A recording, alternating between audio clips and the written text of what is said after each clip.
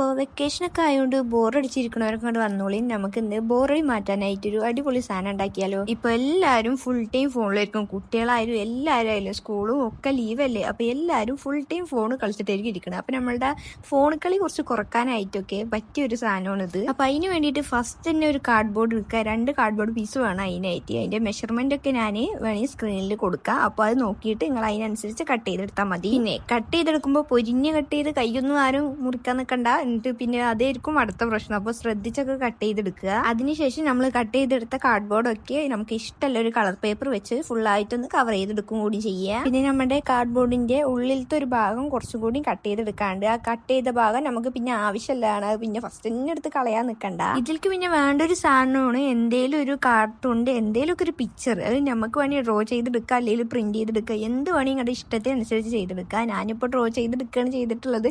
Draw ചെയ്യണ ഒന്നും ഞാൻ വീഡിയോയിൽ കാണിക്കുന്നില്ല. അങ്ങനെ വീഡിയോയിൽ കാണിച്ചൊക്കെ നേരാവണ്ണം ചെയ്യാൻ വയ്ക്കില്ല, അതുകൊണ്ടാണ്. അപ്പൊ നമ്മുടെ എന്താ സംഭവം പറഞ്ഞാൽ നമ്മളിപ്പോൾ ഉണ്ടാക്കിയിട്ടുള്ള ഒരു കാർഡ് ബോർഡിന്റെ പസിലാണ്.